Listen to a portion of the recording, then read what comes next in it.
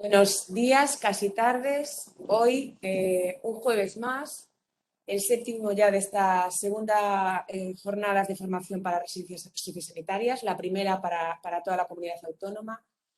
Me hace mucha ilusión estar hoy aquí y agradecer a todos los que han hecho posible que esto se lleve a cabo.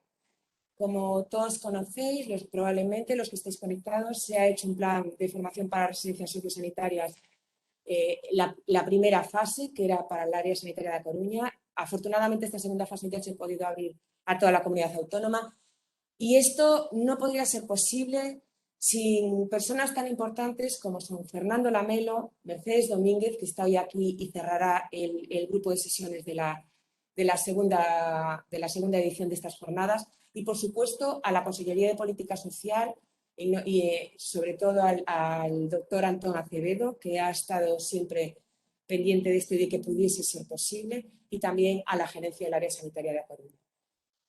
Quiero daros las gracias a todos los que estéis ahí, que tenéis ilusión, interés y ganas de esta formación tan necesaria y que hasta ahora pues, no pudo ser posible.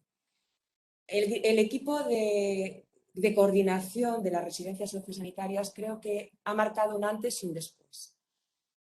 Creo que estamos avanzando en el camino correcto y sobre todo ilusionante de todas las cosas que se están haciendo y que se están mejorando.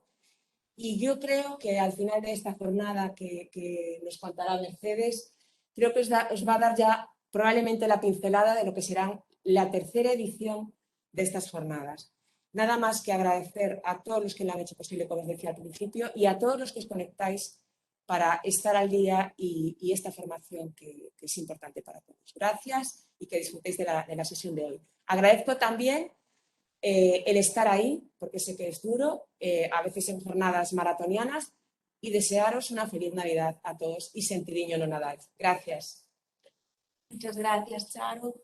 Antes de comenzar, me gustaría agradecer que hoy estés aquí. Fernando no puede estar porque está de vacaciones y es un placer, como siempre, trabajar con nosotros, con Comisión de Docencia y con Tarsi. Para nosotros es fundamental para esta formación. Gracias.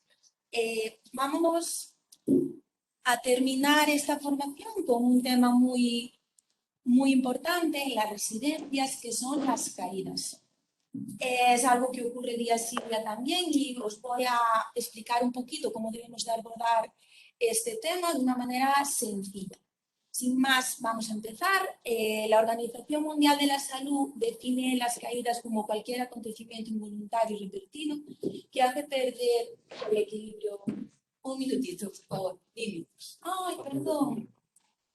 Esperar. Siempre pasan cosas. Compartir. Tal. Más. Quería ser sola sin la ayuda de Tarsi, pero a veces no se puede. Vale. Como os decía, vamos a hablar de las caídas. Un poco al principio definiros qué son las caídas. Las caídas, la Organización Mundial de la Salud las define como cualquier acontecimiento involuntario que hace perder el equilibrio de la persona y que hace que dé con el cuerpo en tierra y en una superficie firme. Se trata de un síndrome geriátrico. Los síndromes geriátricos, por si no lo sabéis, son aquellos procesos de elevada prevalencia en las personas mayores y en los cuales tenemos que tener un abordaje especial, como pueden ser las caídas, la fragilidad u otro tipo de síndromes. Asimismo, las caídas son la principal causa de fragilidad de nuestras personas mayores. La incidencia de este proceso es variable. Se considera que el 30% de las personas mayores de 65 años se caen alguna vez y esta prevalencia aumenta en las personas mayores de 80 años. La mitad de los ancianos mayores de 80 años se caen. ¿Qué pasa en las residencias? Las caídas en las residencias suelen ocurrir en los baños y la incidencia llega en algunos casos a ser del 40%. De los ancianos que viven en residencias, el 20,7% sufren una caída al año, el 36,4% 2 o 3 caídas al año y el porcentaje de usuarios que tienen más de 3 caídas al año es menor, de un 6,8%. Es una de las principales causas de mortalidad y se considera que en un año 684 personas van a morir por esta causa. Como os decía antes, es más prevalente que mueran personas mayores de 60 años. ¿Cuál es el principal factor de riesgo de la caída? Pues como otros muchos problemas de salud pública, se produce por la combinación de diferentes factores. Existen factores en los que vamos a poder incidir y otros en los que no. Por una parte tenemos los factores biológicos, son esos factores que dependen del envejecimiento de la persona. Y algunos no podemos modificar, como la edad avanzada. Este es el principal factor de riesgo, seguido de las caídas previas. Es más probable que después de una caída, el 50% de los ancianos se vuelvan a caer ese mismo año. Otros factores que no podemos modificar son la fragilidad o ciertas enfermedades. Pero sí que hay factores que se deben al envejecimiento que podemos modificar, como pueden ser los problemas de equilibrio, la debilidad muscular, problemas de visión o la incontinencia. Por otra parte, vamos a tener factores que sí que podemos abordar mal, factores extrínsecos que no dependen del envejecimiento, como puede ser la polifarmacia, los riesgos ambientales, la hospitalización prolongada o el uso de contenciones. Además, van a influir en la aparición de este síndrome algún factor conductual del usuario, por ejemplo, que se levante sin encender la luz, que camine por un sitio de riesgo o que esté haciendo otra actividad mientras camina. ¿Cuál es el objetivo de esta sesión y de la prevención de las caídas? Muy bien, las caídas es difícil erradicarlas, pero no podemos justificar a que estas caídas sean producto del envejecimiento. Vale, no podemos decir se cae porque es mayor, no. Hay factores en los cuales vamos a poder incidir y esto es lo que vamos a hablar y el objetivo va a ser siempre no llegar a una tasa de caídas cero, pero aproximarse lo máximo posible a este número. Si puede ser cero, mucho mejor, pero bueno, vamos a ser realistas. Y bien, para acompañarnos durante esta sesión os voy a presentar a María. María es una señora de 80 años, María vivía con su marido sola en su casa, llevaba una vida totalmente autónoma y su marido fallece. A los 3 meses su familia decide ingresarla en una residencia porque ellos viven muy lejos y no quieren que esté sola. María acepta.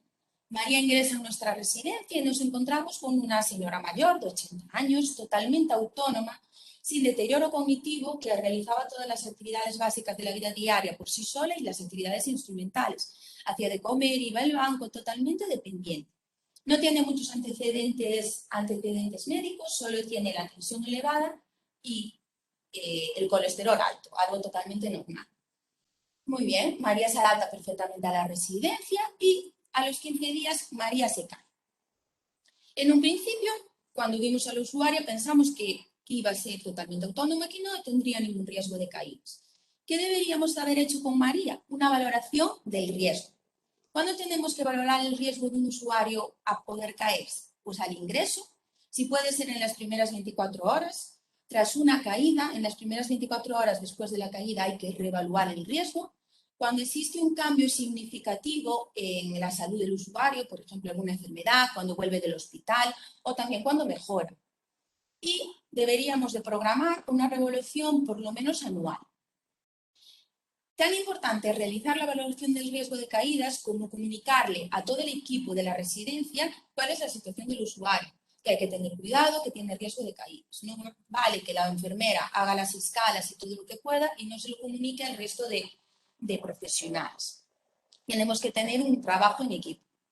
¿Cómo vamos a realizar esta valoración? Existen múltiples escalas y múltiples pruebas. Yo os voy a hacer un pequeño resumen. Vamos a hablar tanto de pruebas de ejecución como de escalas, como de valoración de los antecedentes, algo fundamental. Ya os dije que era un factor de riesgo. La primera prueba que os quiero mostrar es una prueba de ejecución que es el SPPB o Short Physical Battery Test. Esta prueba es la prueba que demuestra más sensibilidad y más eficacia para hacer un poco la valoración del riesgo.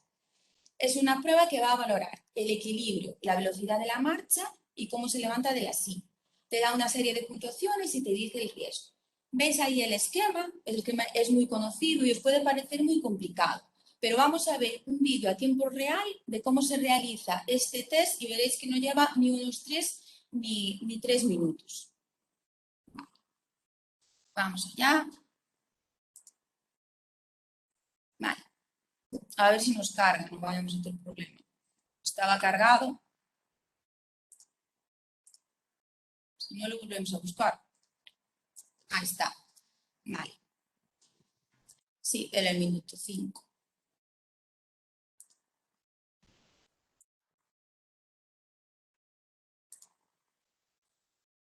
Está presentando, te está diciendo lo que va a hacer. Dime.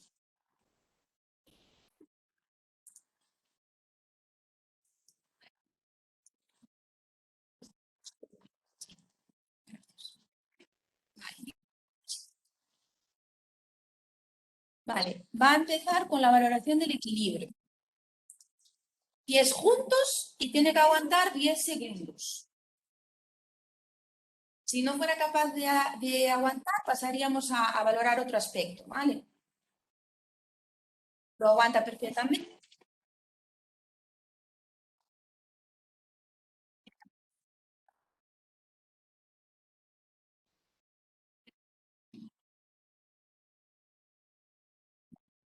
Vale, tiene que aguantar otros 10 segundos. Si no, si no aguanta, que este usuario aguanta, si no aguanta, pasaríamos a valorar la velocidad de la marcha.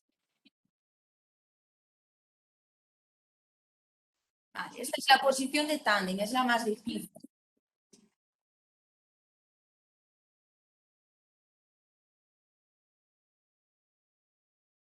Lo aguanta perfectamente.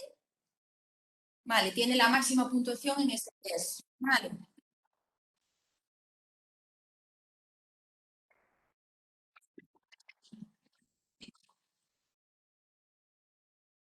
Ahora tiene que recorrer 4 metros.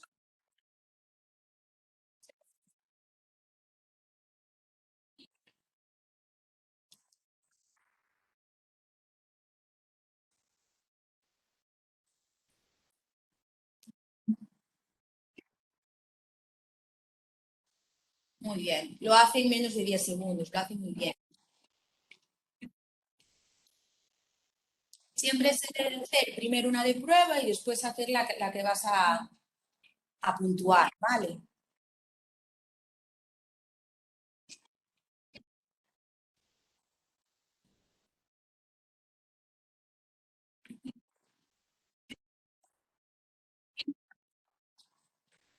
Ahora le va a poner la silla para realizar el test.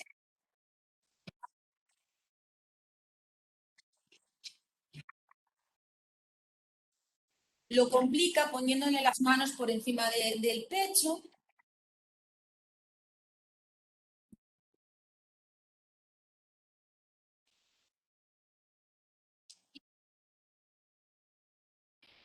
Hace una de prueba.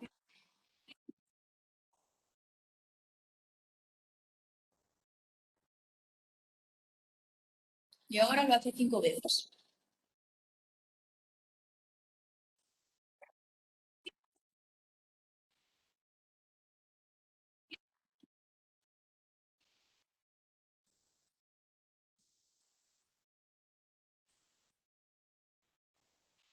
Dependiendo del tiempo que tarde, le da una puntuación u otra.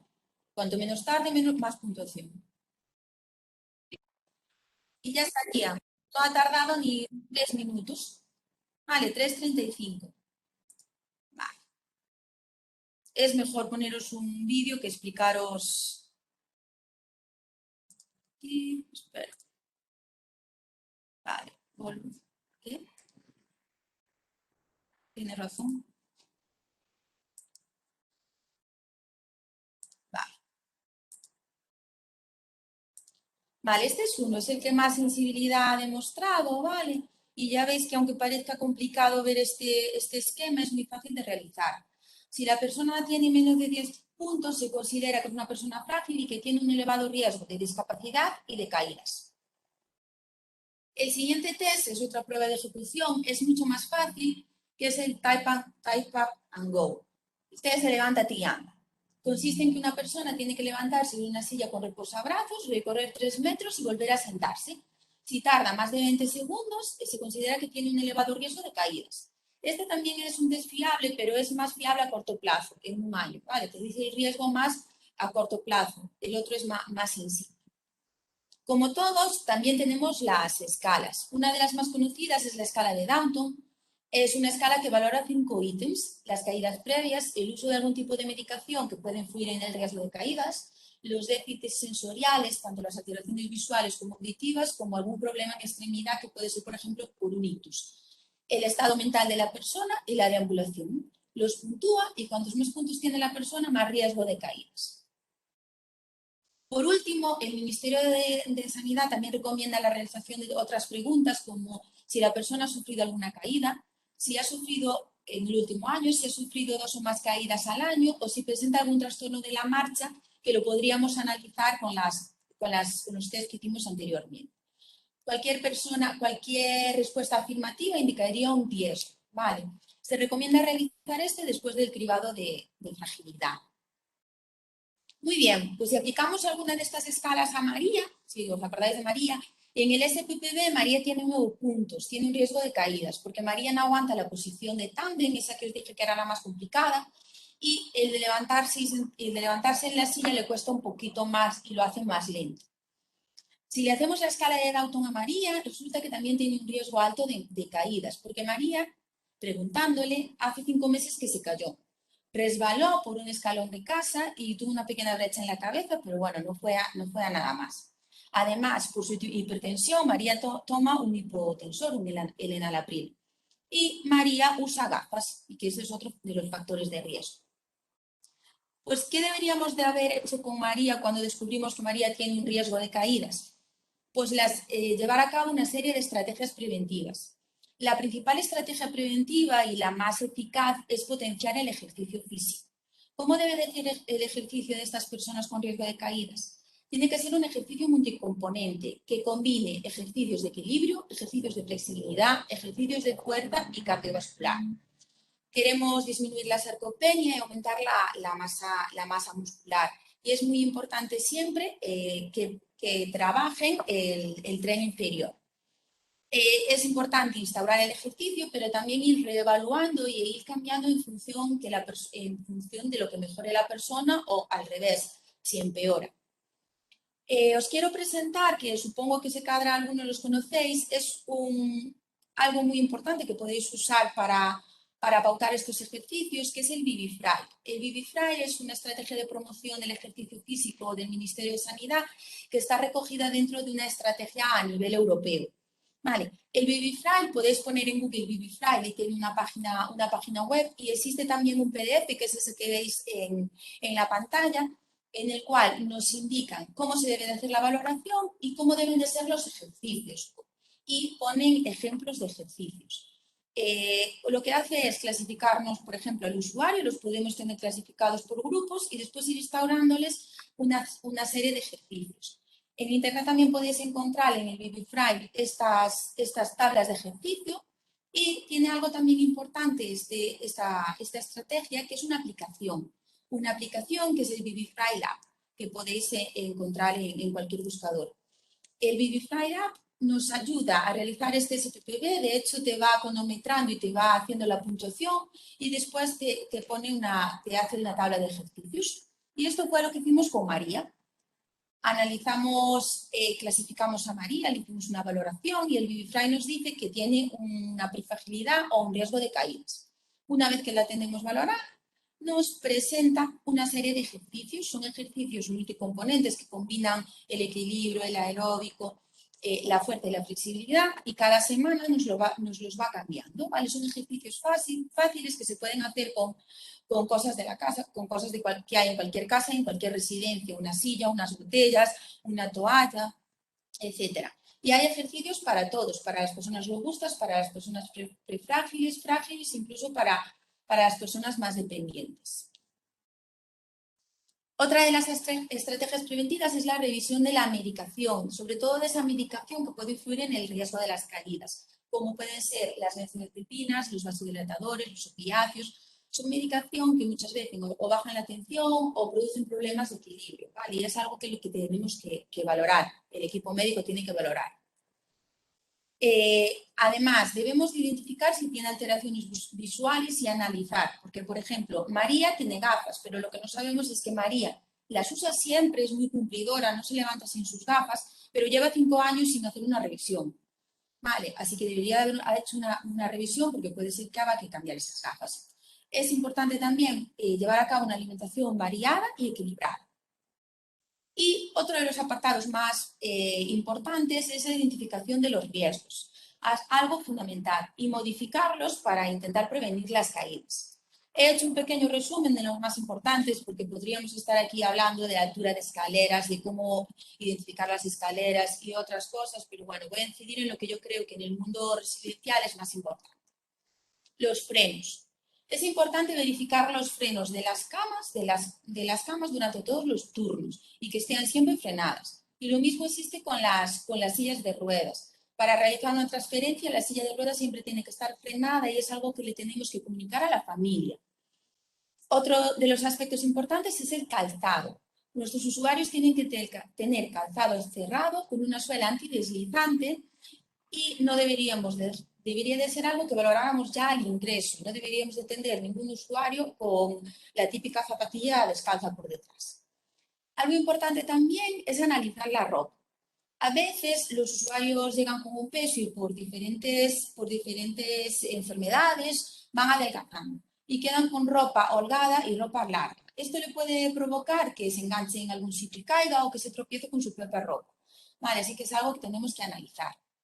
Es importante que usen bien los dispositivos de ayuda y que que se adapten a ellos y siempre los tengan a su alcance, porque es común que cuando van a coger el bastón o el andador se caigan, y lo mismo ocurre con las abrazaderas de la ducha. En la ducha tenemos que tener abrazaderas para que se agarren siempre a su altura y adaptadas a ellos. Es importante mantener ordenadas las habitaciones y el aseo y tener lo mínimo posible de cosas que puedan entorpecer la marcha. Sobre todo importante la puerta del baño, ¿vale? Que esté despejada. Una correcta iluminación que no los ciegue y el timbre siempre accesible. Porque es común que cuando van a intentar coger el timbre para avisar de cualquier imprevisto, se caiga. Y yo creo que es algo fundamental y que nos pasa muchas veces, es que los suelos mojados se resbalan. Y yo soy la primera que resbalo. Y no debemos de dejar que ningún usuario deambule con un suelo mojado. El suelo siempre tiene que está mojado, tiene que estar siempre señalizado. Si tenemos que prohibir que se entre a las habitaciones de 9 a 10, no pueden entrar, ¿vale? Porque no es la primera vez que se caen en el baño por un suelo mojado. Es fundamental. Y en los usuarios de alto riesgo, esas demencias de ambulantes que están todo el día caminando, podemos usar otro tipo de dispositivos inmobiliario especial que a mí me consta que en alguna de las residencias de este área ya se utilizan. Tenemos por una parte las camas bajitas a ras del suelo, ¿vale? Son camas anticaídas que, bueno, esta tiene barandillas, pero no deberían de tener barandillas. Son camas que están abajo de todo y colocando colchonetas al lado, la persona aunque se caiga no va a sufrir ninguna lesión, aunque se tire de la cama. También tenemos estas sillas que evitan que la persona se incorpore, ¿vale? Y así no tienen que tener ningún tipo de sujeción y pueden estar sentadas. Este efecto también se consigue con los conos, estos conos de elevación. Se elevan las patas de delante y así impide que la persona se incorpore. Y en algunas residencias también se utilizan los puffs. Es muy complicado levantarse de un puff bajito, ¿vale? Otra de las estrategias preventivas, y yo creo que deberíamos empezar a implantarla en las residencias, es que es la importancia de enseñar al usuario. Tenemos que hacer talleres con el usuario, con la familia, explicarle la importancia de prevenir las caídas, explicarle cómo se tiene que levantar de la cama, que se tiene que primero sentar, que tiene que esperar un poquito y después levantarse para prevenir la hipotensión ortostática. Y es importante enseñarle y explicarle esas zonas o esos momentos de riesgo. Si hay un escalón por el cual yo me estoy tropezando todos los días en la residencia, cuando ingresa un usuario se lo tenemos que decir, ten cuidado con este escalón. Y lo mismo, lo que os comentaba antes con los suelos. ¿Vale? Si hay que decirle que de 10 a 11 no puede ir a la habitación, no puede ir a la habitación, ¿vale? Está ante su seguridad. Y otra de las cosas que tenemos que hablar con los más autónomos y enseñarles es cómo levantarse después de una caída. Tenéis en la sesión que dimos hace un par de semanas que dio Vivi sobre movilizaciones y transferencias, ahí está explicado muy bien cómo se debe de levantar una persona del suelo o cómo lo tenemos que levantar nosotros. Por último, ya sabéis que María se cayó. ¿Qué hacemos cuando se cae una persona? Os lo voy a resumir un poquito así por encima. Primero, valorar el estado general. ¿Cómo está? ¿Cómo está? Si tiene algún tipo de lesiones, si está consciente, si necesita que la vea un médico. Y levantarlo si podemos.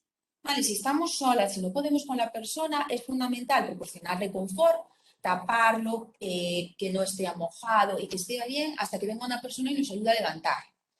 Todo tiene que quedar registrado. Tiene que quedar registrado cómo se cayó, si había alguien presente, cuál fue el motivo de la caída o creemos que fue el motivo de la caída, si tiene algún tipo de lesión, si precisó asistencia médica y todo se lo tenemos que avisar al familiar de referencia.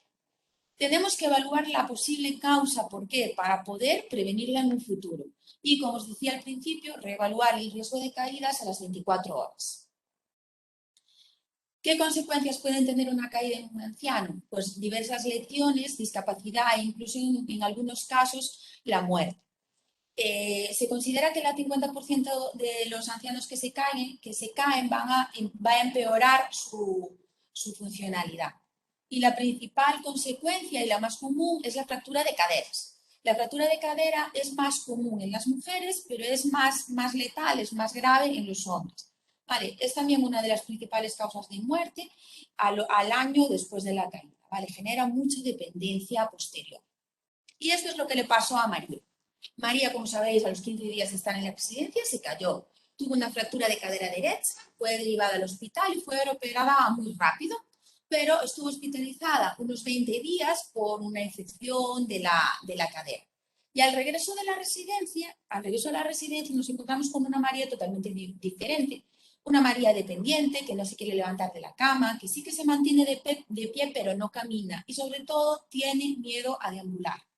¿Qué le pasa a María? María tiene una de las consecuencias de las caídas, que es el síndrome postcaída o el síndrome de Kennedy. Es ese miedo a volver a caminar. Genera mucha dependencia y genera un aislamiento social importante. ¿Qué tenemos que hacer con estas personas? Tratar este miedo, intentar educarlos y decirle que vamos a modificar y vamos a trabajar todo lo posible para que no pueda caerse. Tenemos que evitar que esté siempre en cama. Intentar empezar a caminar o a hacer diferentes actividades poquito a poco. Potenciar la resistencia y el equilibrio, sobre todo. Y evitar, por otra parte, la sobreprotección de la familia, porque muchas veces es la propia familia la que quiere que la persona que no vuelva a caminar porque se va a volver a caer. ¿Y qué pasa con las contenciones?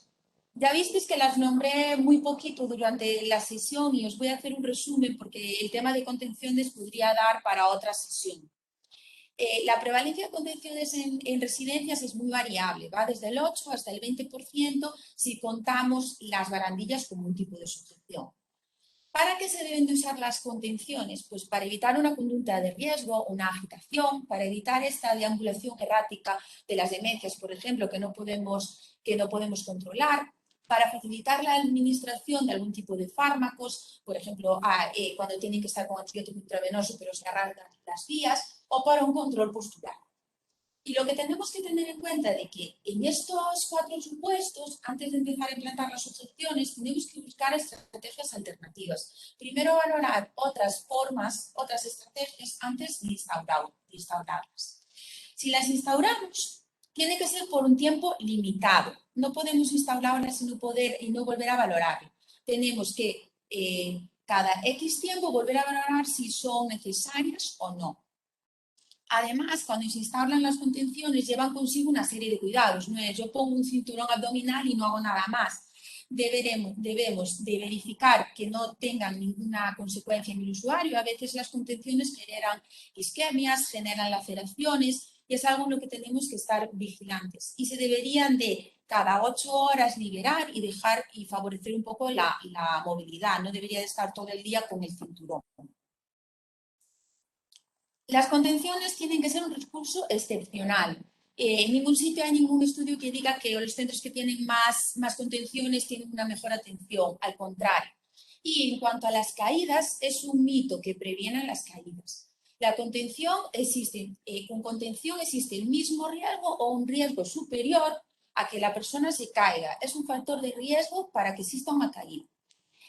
Actualmente existe más la tendencia de que empiece a haber centros residenciales libres de sujeciones. Es algo muy divertido porque a veces se considera que yo no tengo sujeciones y tengo que tener más personal. No es así. Probablemente si quitamos las sujeciones y necesitamos más personal es porque ya hacía falta antes. Lo que hay que hacer en los centros libres de sujeciones es una buena formación del personal para que sepan esas otras estrategias de cómo abordar estos supuestos en los cuales pondrías una sujeción y hay que hacer una reestructuración del personal muchas veces. Os dejo alguna bibliografía y documentos de interés para lo de las sujeciones, el proyecto Si cuidas no sujetes, ¿vale? En el que hablan de diversos mitos de las sujeciones y también de las barandillas, el documento de consenso de la Sociedad Española de Geriatría y las consideraciones éticas del Comité Ético sobre las sujeciones. En cuanto a las caídas, os dejo, y van a ser documentos que vamos a colgar en nuestra página web, como documentos de interés, por si queréis abordar un poco más el tema, el documento de consenso del Sistema Nacional de Salud sobre fragilidad y caídas, una guía de buenas prácticas clínicas sobre caídas y el BB-Fright, del que ya os hablé anteriormente. Os colgaremos toda esta información en la página web, ¿vale? Y nada, deciros que el objetivo de esta charla es que valoréis un poco si podemos hacer más en nuestros centros para prevenir las caídas. Es muy común en nuestra área que todos los días o cada X días haga usuarios en urgencias por culpa de una caída. Muchos acaban ingresados en trauma y es algo en lo que tenemos que empezar a insistir y mejorar. Y muchas gracias. No sé si tenéis alguna pregunta, creo que hay algo ya en el chat. Vale. Preguntan cuál es la página.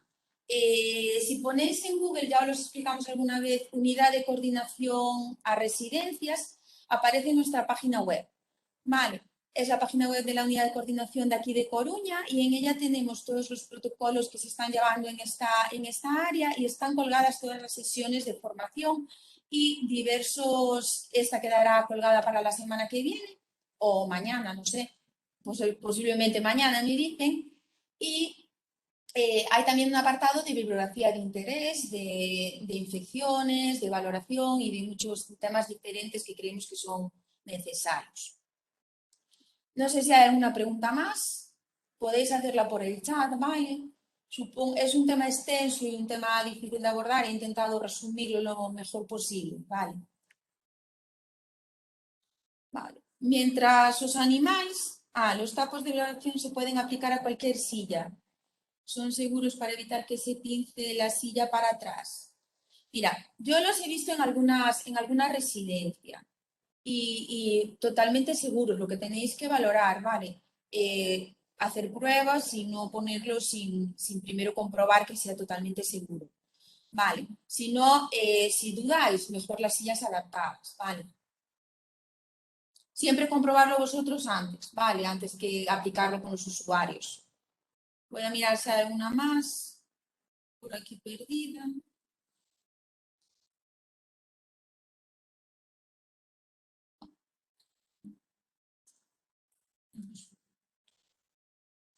Vale, muy bien.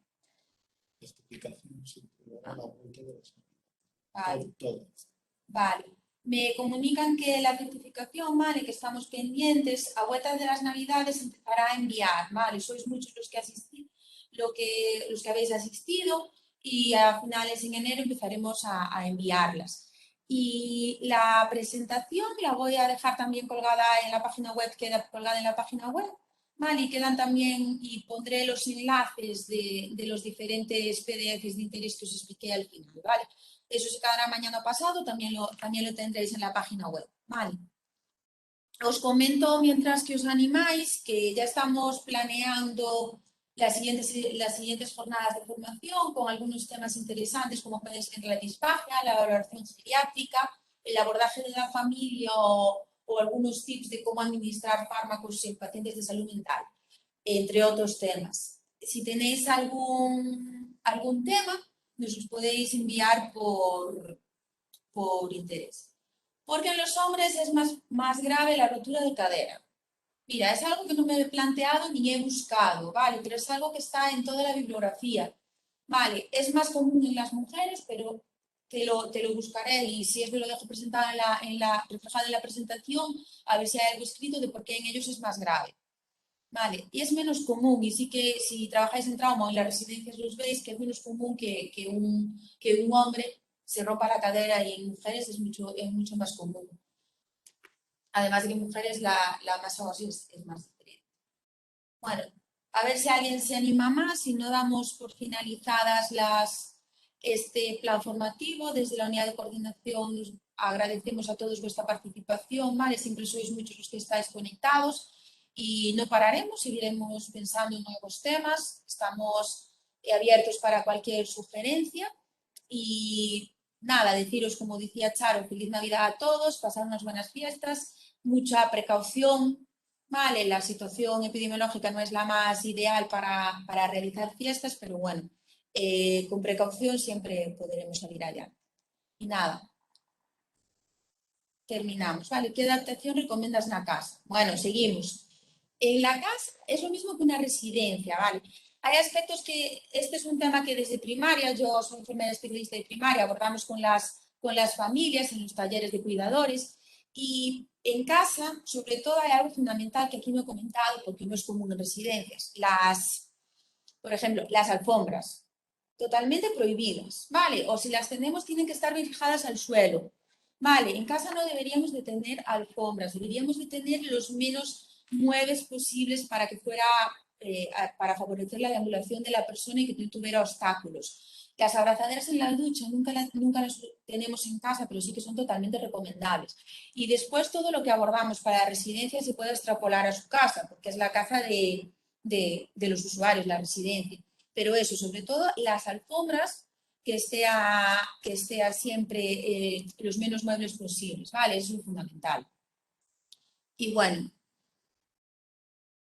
creo que nos felicitan las fiestas, yo las vuelvo a felicitar y nada, nos vemos en enero, febrero, ¿vale? No sé cuándo os haremos llegar el siguiente documento con el plan formativo y muchas gracias a todos por la asistencia. Vamos.